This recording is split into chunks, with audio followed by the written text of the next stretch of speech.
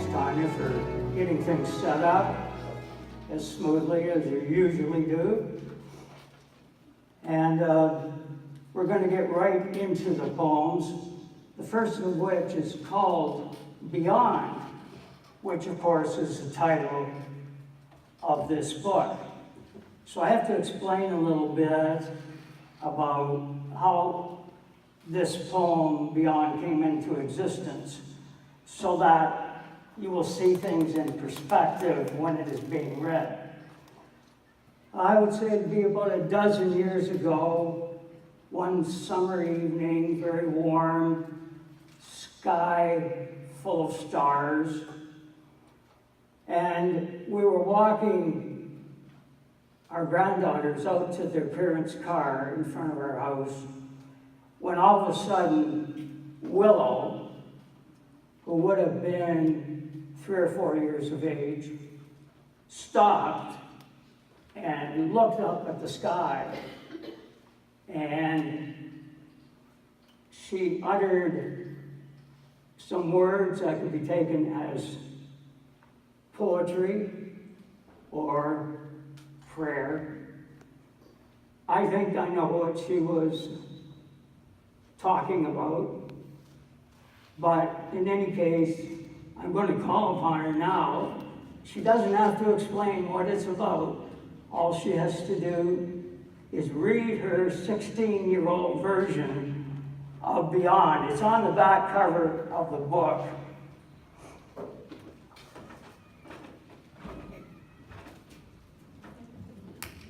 Hi, I'm Willow. So, the poem's Beyond. 4-year-old with lactose allergy for life and pale as the full moon with a virus walks out of our house to her parents' car and sees the spring stars brighter than usual. Whispers, looking up, I wish I may, I wish I might. Upon the star I see tonight that everyone love one another.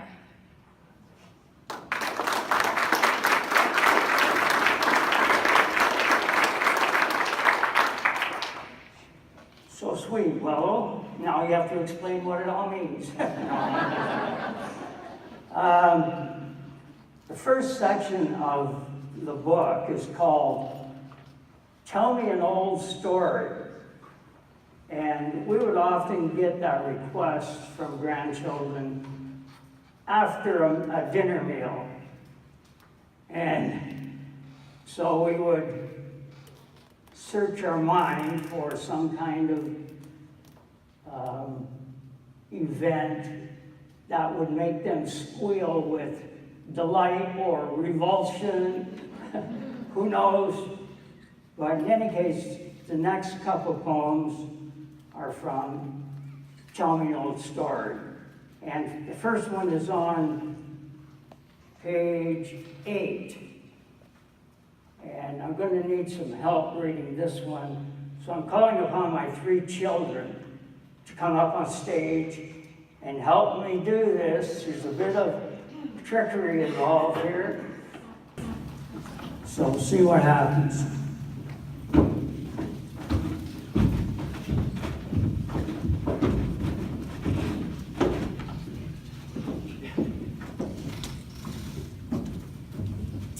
Page 8, The Milk Wagon, poem for 4 voices.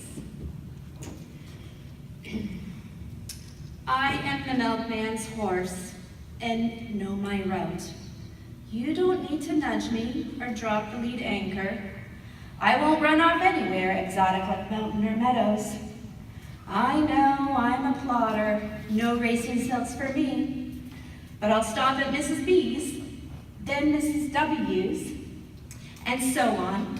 Just feed me my oats and rest me on Sundays. Don't retire me too soon.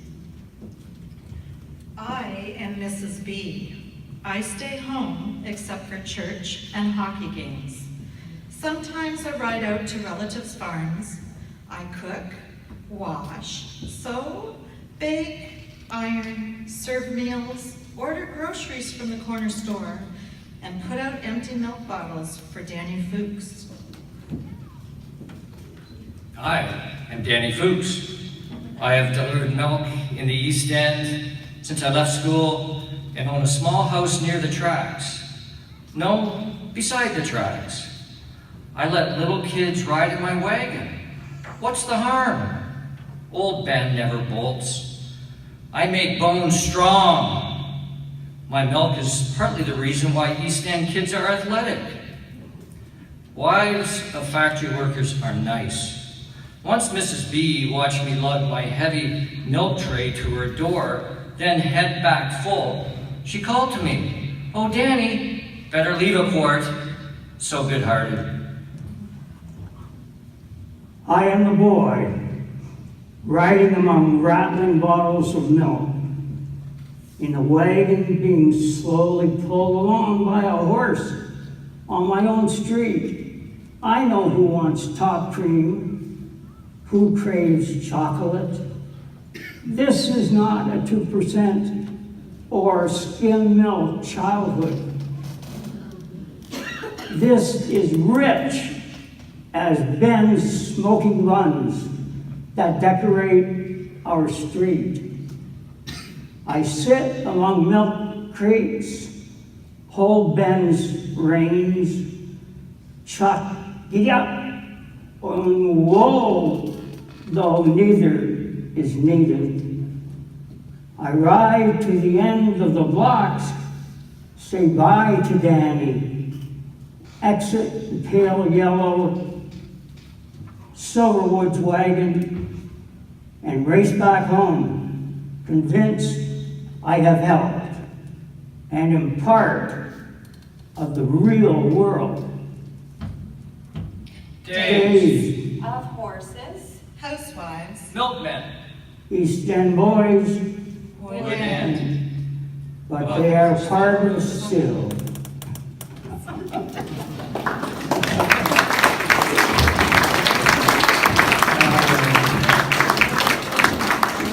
We rehearsed that too. Oh well, it's all in the effort.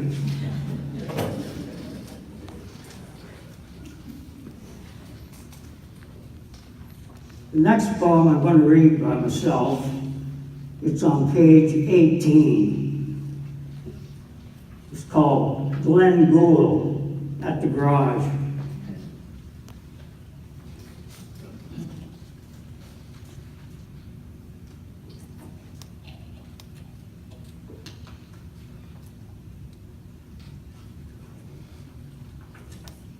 At the time, Glen Gould was already a famous classical pianist, and even somebody like me in Stratford recognized him when he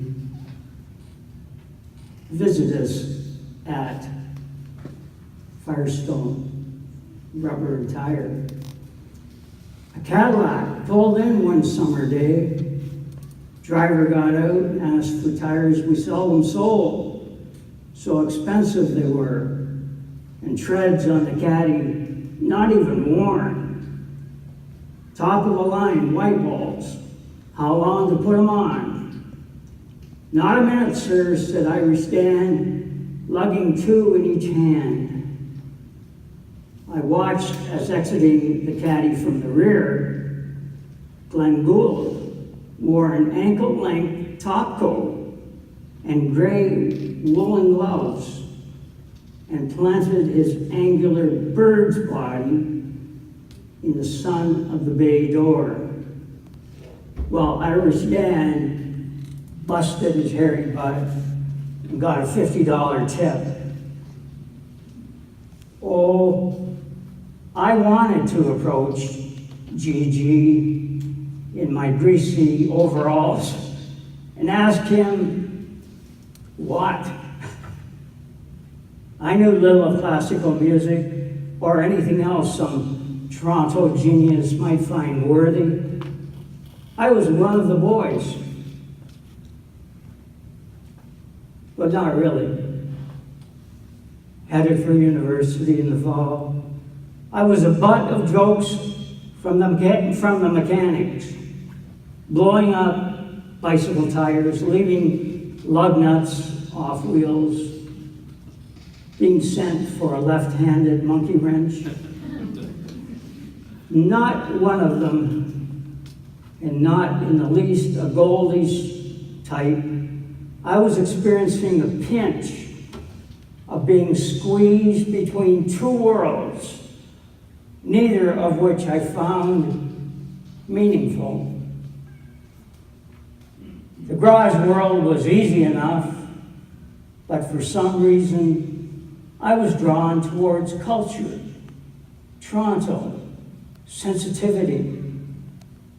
Knowing I would just hate it there too, I kept my silence as Glenn Gould climbed back into his limo and was driven off to the festival. And I accompanied Irish Dan and the rest of the clowns to the Mansion House, where we drank all the culture we could stomach. On Dan's big gratuity, easy was my choice.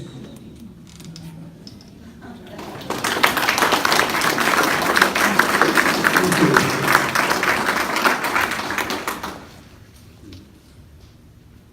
Now, the second section of Beyond is called the Vance Suite and includes a dozen or so poems about a fellow who lives just down the road in Embro, Ontario. Commissioner's Road, I believe. Commissioner's Street Road. In any case, he's lived here all his life. And most of that with my sister Irene. And since Irene passed away a couple of years ago, I started visiting Vance along with my wife Donna, and we just got to know one another a little bit better. And as a result, I would go home and perhaps write a poem.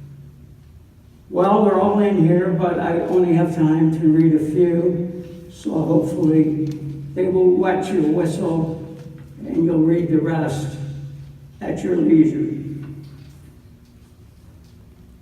The first one is called Clocks. It's on page 28.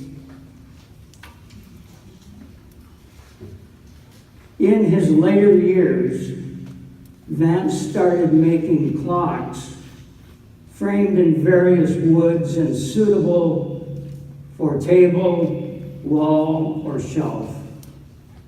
How many, asked his niece, do you think you made? No question stumps him. But Vance often takes his time answering. Must be 100. Wow! Where's the first? I thought worth asking. Pointing to his living room from where we sat in the breezeway, he said, in there on the mantle. Irene always liked it best. Then he added, every girl on our street got one when she married.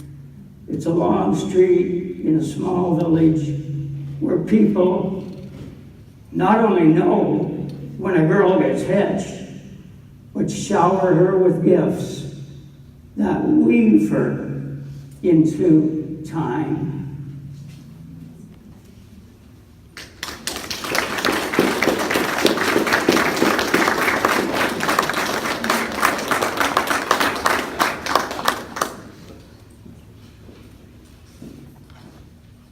The next Vance poem is called Lady Margaret. And for this particular poem, I need the presence and voice of my other daughter, Catherine Butson. It's on page 40, 40. Lady Margaret.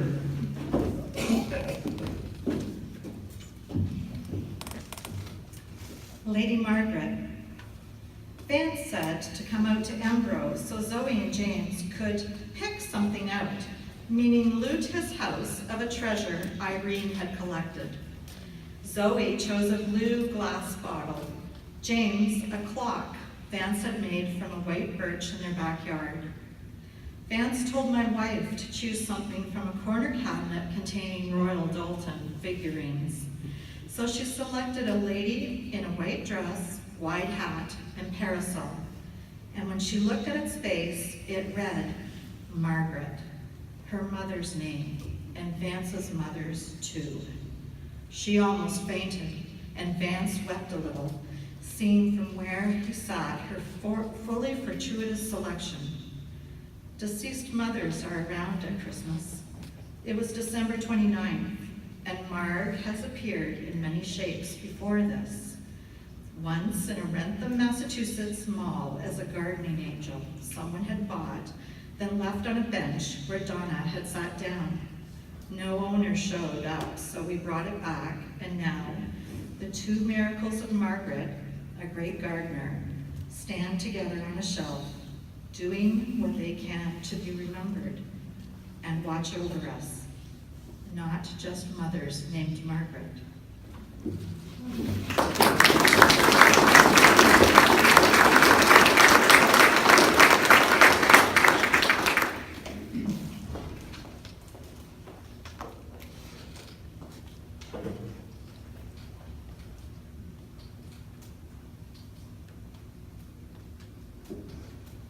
Thank you. The last Vance poem I'm going to read today is on page 41 and 42.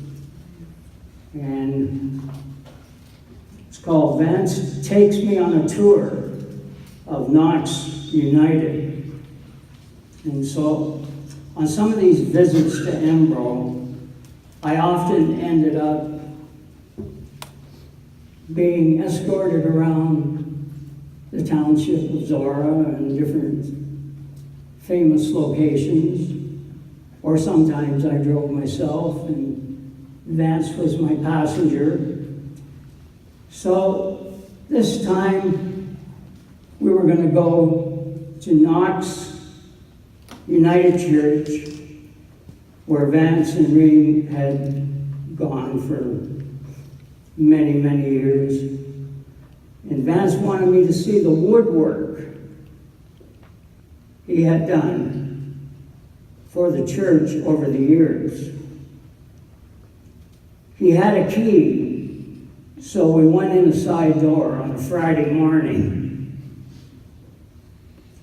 Two other cars had been outside, and we immediately ran into the retired couple who cleaned the church.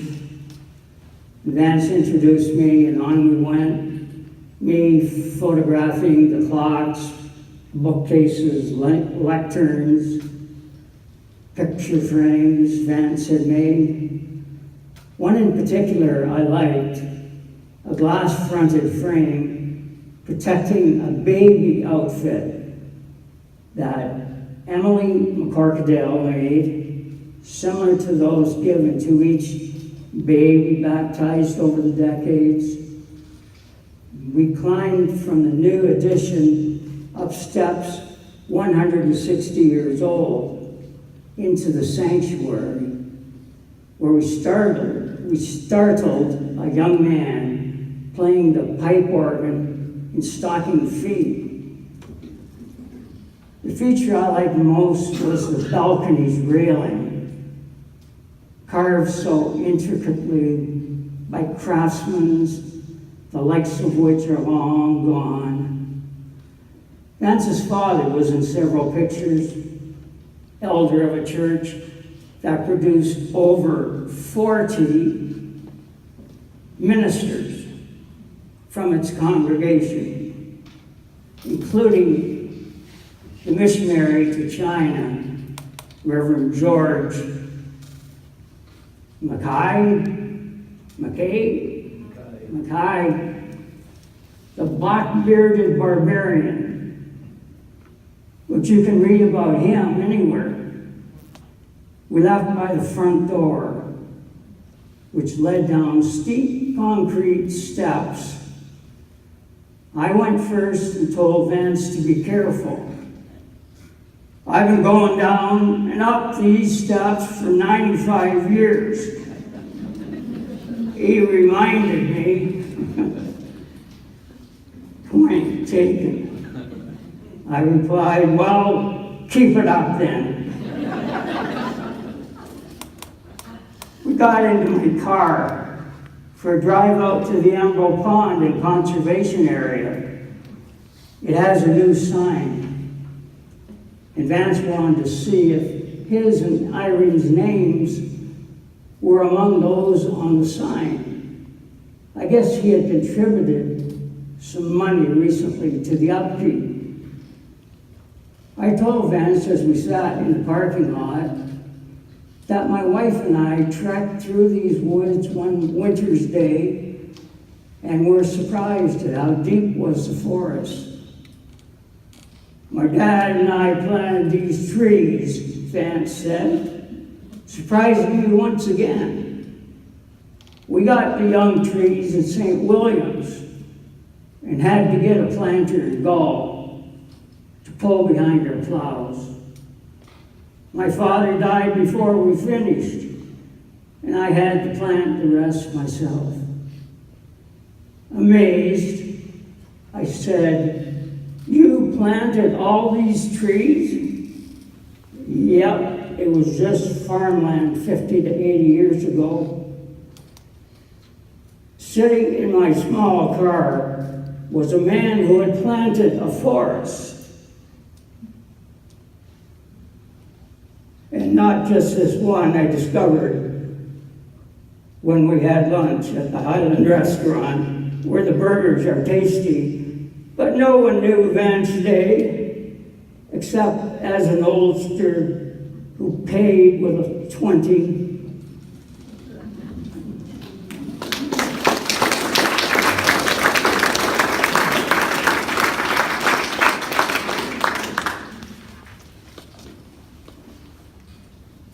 Now it's time for me to invite someone else up to the stage, and that would be Christy Williams, who's going to read a poem called My Best Lesson.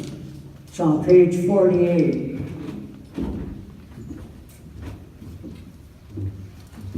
Oh, he's over the hill as a teacher, without any doubt. But just last week, his experience told him, as he glanced out his second-floor classroom window, to call his class to hurry over and look. Outside, in winter sun, 2 daycare workers were taking their children for a cold walk. One pushing a buggy for triplets, while the other was herding 5 snow-suited children attached together by a string that ended at her waist. The children were so innocent and brilliant in their sun-spotted snowsuits of all colors that he called his 15-year-old students over to see. The girls said, "Ah, aren't they cute?" While the boys just dumbly took it in. The daycare workers saw everyone looking and pointed up at the boys and girls. "Yes, wave at them, children." And 2 or 3 of the children squeezed their mittens open and shut in the wave of that tender age. And the hearts in room 222 melted further. And the teacher did not have to tell them to retake their seats, or that here was a subject for poetry, the topic they just happened to be studying. They knew. And he thought maybe he wasn't quite over the hill yet.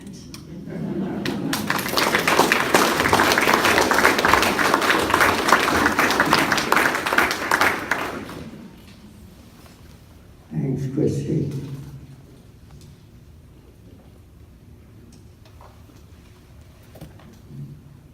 We'll do a couple more before we have our famous intermission. And this time, I'm going to invite his son, Jeff, up to read Dog Bites Me in Beer Store, age 56.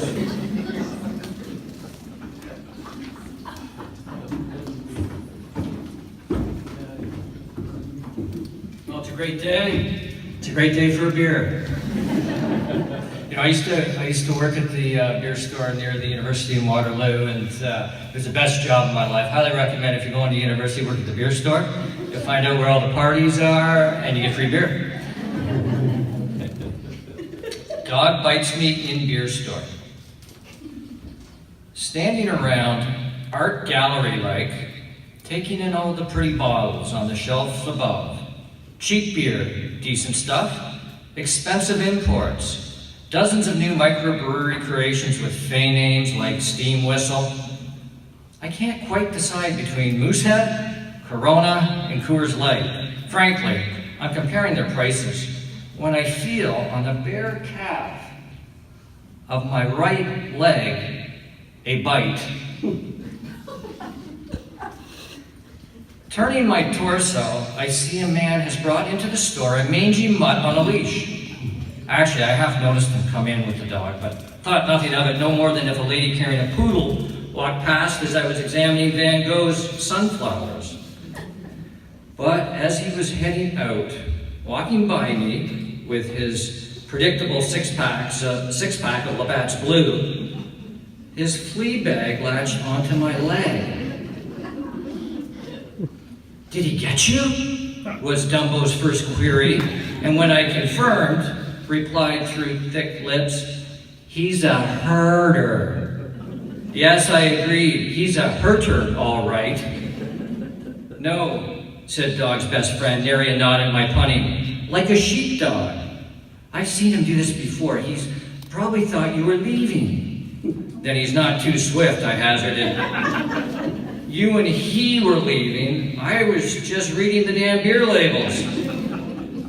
The girl at the till, more the dog's age than mine, unsympathetically, I thought, laughed. "He thought you was a sheep." "Give me a case of Corona," I growled. "Why don't you ban dogs from the premises?" "Good question," she snapped on her way to get my purchase. "No blood, no harm," concluded Dogman, by which he meant no charges, no suit, and without apology led the culprit out, though it glared back and snarled at me a warning. "It's you who don't belong here."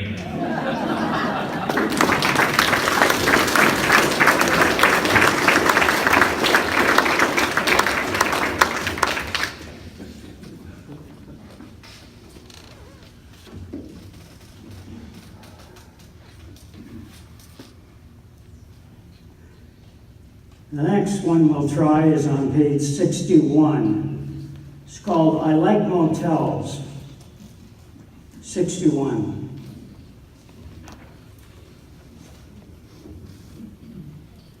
I like motels.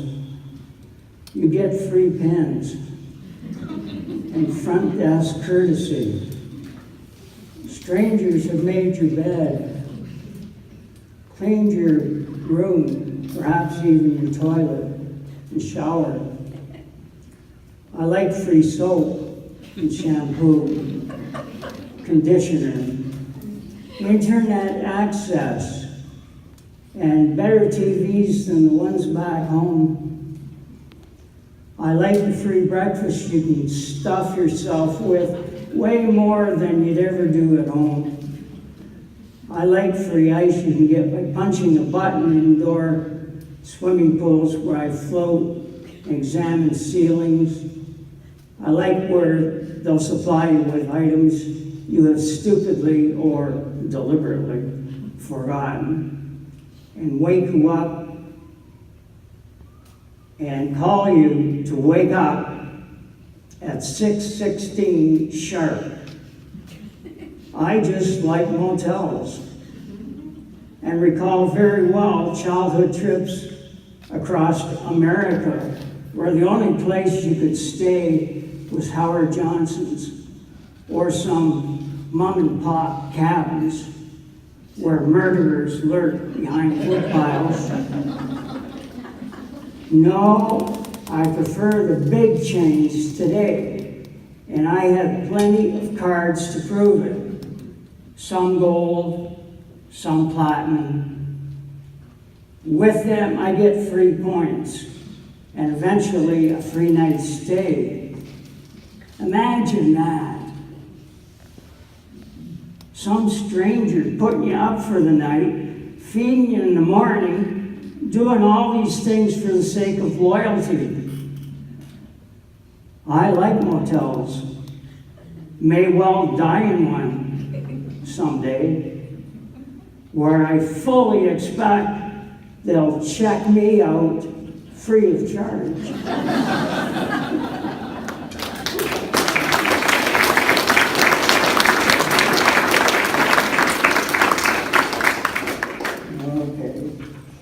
This is maybe pushing a little bit, but this will be the last one before the break. So hopefully you've got energy enough to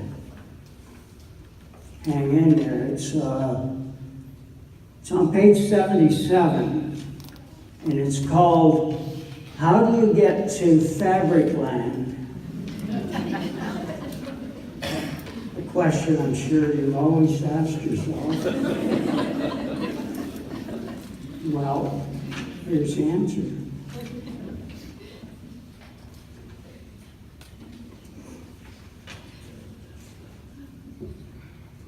Start off down Flannelette Boulevard and take a right at Corduroy Road. Careful, it's kind of bumpy. On your left, you will pass by Satin School for sewers. Then Muslin Meadows will be on your right. Go over Burlap Bridge, also kind of rough. Turn at Cotton Creek, head up Chanel Cliff, and get on the Felt Freeway. You will go through a few miles of nylon and Banmon, across the Valley of Velour, go through Polyester Park and exit at Willen Woods.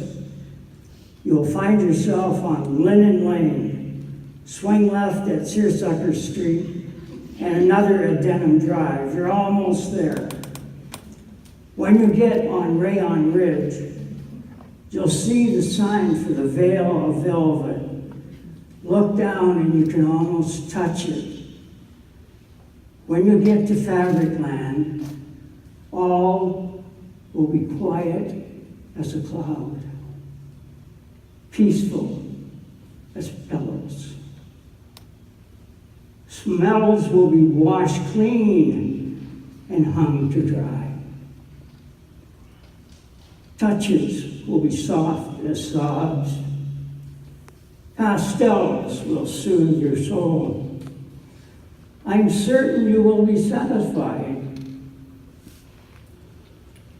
Feel free to pass on these directions to others who might need them. Thank you.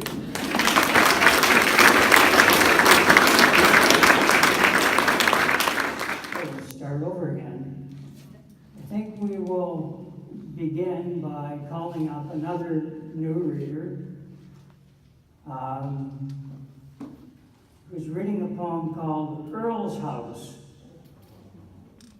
page 78, near the back of the book, Earl's House.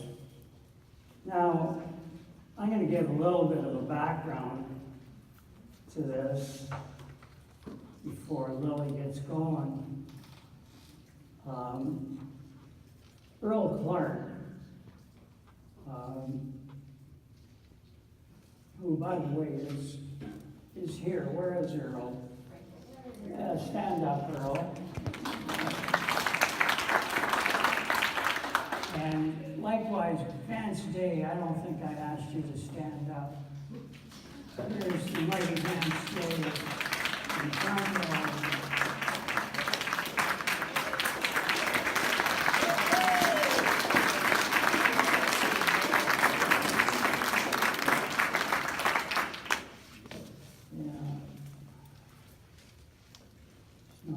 almost the greatest thing to be asked to stand up. Some of the chairs you have to sit in nowadays. Anyway, Earl and Vance did it. And both provided me with a subject for a poem.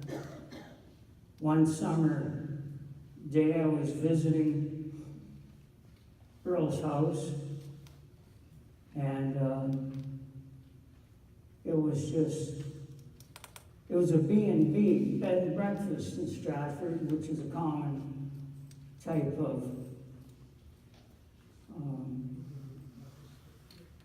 facility that you can take advantage of. But when you go into Earl's house, or at least as it was then, it's absolutely filled with highly valuable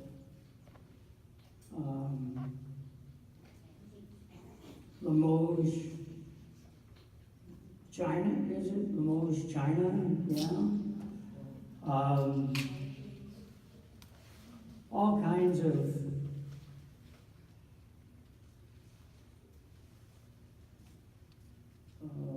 jars with nymphs dancing around the outside.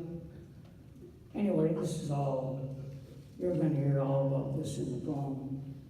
But the thing that got me most was,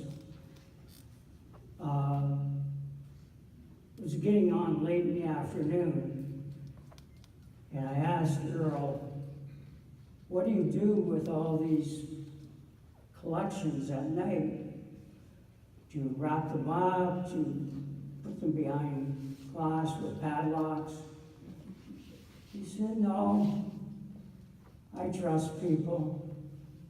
I'm thinking, yeah, that's a lot of stuff to trust people with. So anyway, it impressed me to the point that I wrote a poem about which Lily is going to read. So Lily Steele, if you could come up, I'd appreciate it.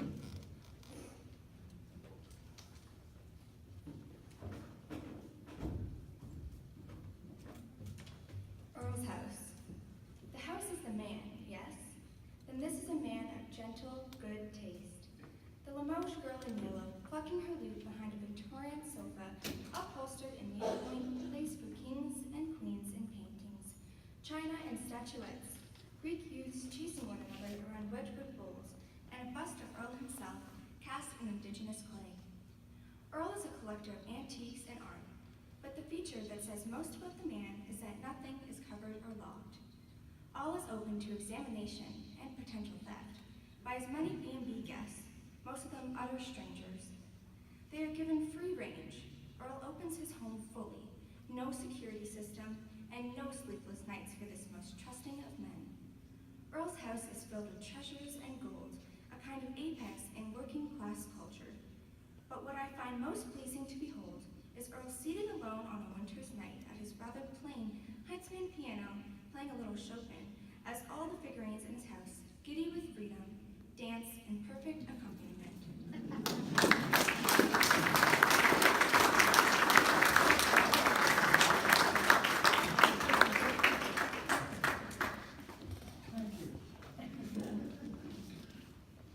Thank you, Lily.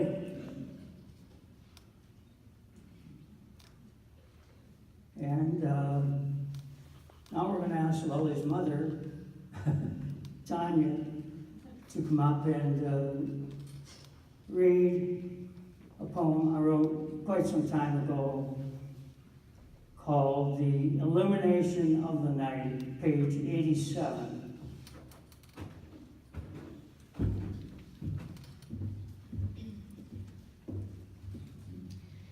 Is there a dark spot on this earth safe from the eyes of the sky? Exmoor at night, or rainforest swamp? Day and night, everything is lit up for the ones who hate privacy, secrets, and mystery. The illumination of the night is their dark and deep desire. Soon they plan to rent the evenings, to shine their message on the sky, perfect screen for propaganda. Or commercials projected in neon to a different hemisphere every 12 hours. Once the stars were light enough for mariners, lovers, and all-wise men. Once the moon was sufficient for seas, poets, and all-wise women. Soon, wolves will howl in zoos at fluorescent bulbs in their cages.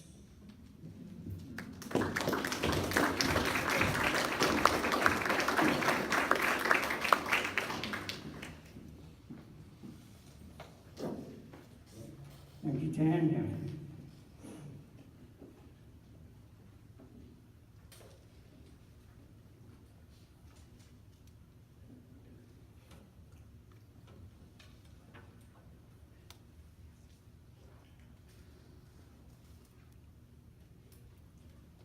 And that leads us to the inconvenience of having Kathy come back up again and read Happy Faces of Young Pansies. But it will be worth it. Page 103.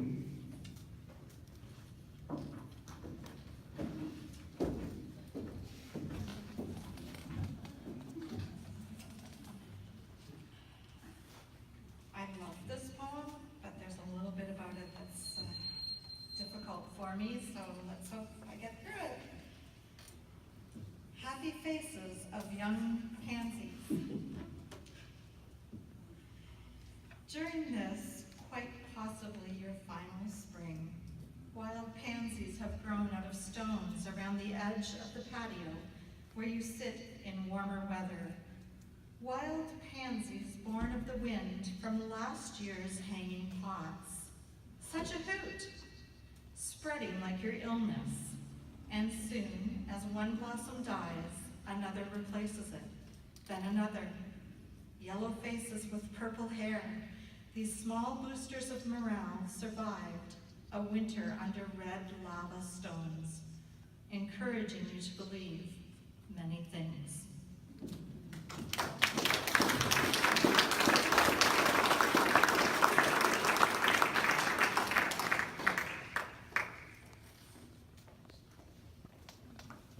That just leaves one more poem, and then we will have our refreshments and gathering and whatever else happens. This is on page 104, final poem in the book, 104. Tiny light you provide.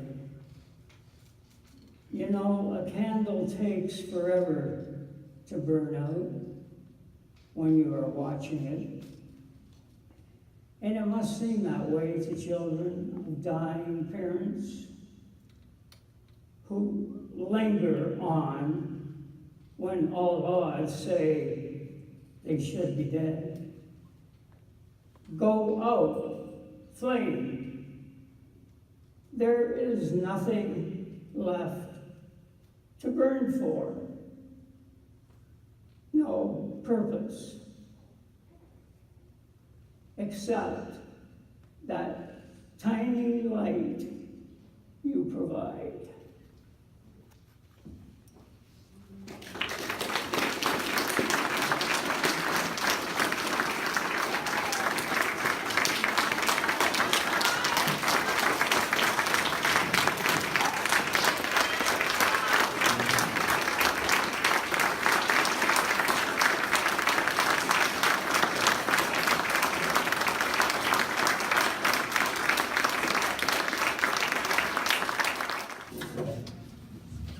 All right, this song is dedicated to two people. One being Joe, who in a conversation in Mark McMillan's house, we were talking about songwriting.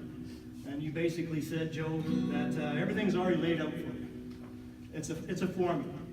It's there, you just have to listen to classics, listen to rock and roll, listen where it all came from, and follow that template, and you do all right.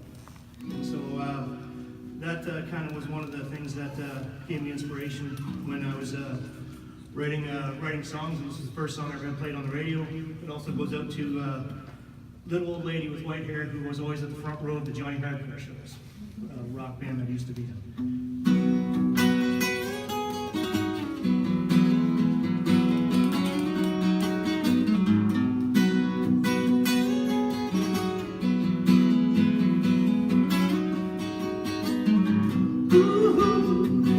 Perfect sunrise, just in time to go back. Dug you out of that sleepy little town. Live the life we'll all talk about. Good thing, we got a good thing. We got a good thing. We got a good thing. And everybody knows. Everybody knows. Everybody knows I got the one I want.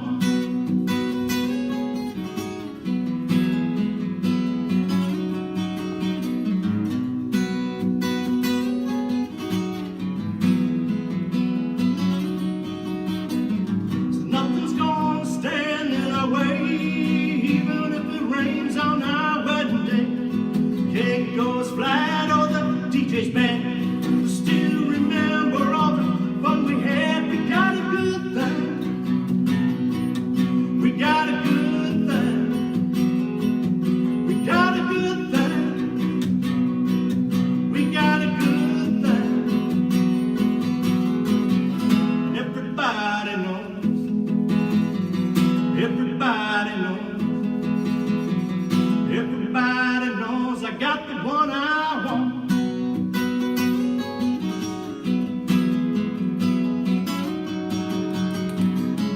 No stopping, no stopping, no stopping, no stopping us now.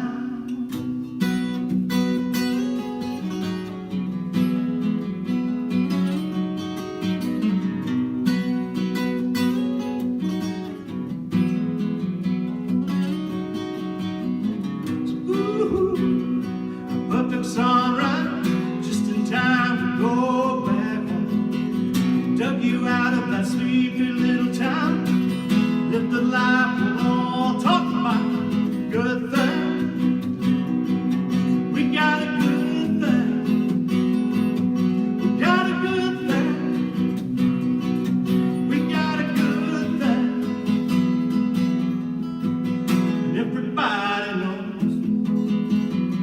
Everybody knows. Everybody knows I got the one I want.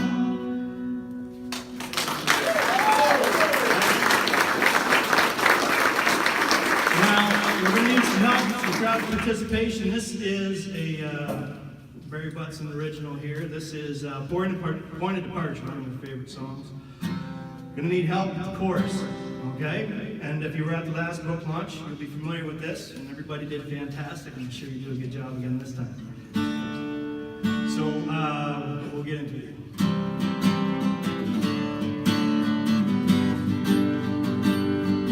He digs Hawaiian shirts and flip-flops, those southern and northern shows. Ceramics from Mexico sit on a shelf, picked up from some tourist resort. He has a full array of Jimmy CDs, though he plays them less each year. Just another romantic looking at life through shots of tequila and beer. Didn't go south when it mattered, got married and had kids instead. Didn't go south when it mattered, his beach is just in his head. His wife was security driven, wanted money, insurance, and malls. If he dances the conga, he dances alone, surrounded by dark basement walls. Can't play the guitar, he splurged on, lacks manual dexterity, man. But he works on his tan, bleaches his hair and writes about days that have gone. He didn't go south when it mattered, got married and had kids instead. Didn't go south when it mattered, his beach is just in his head.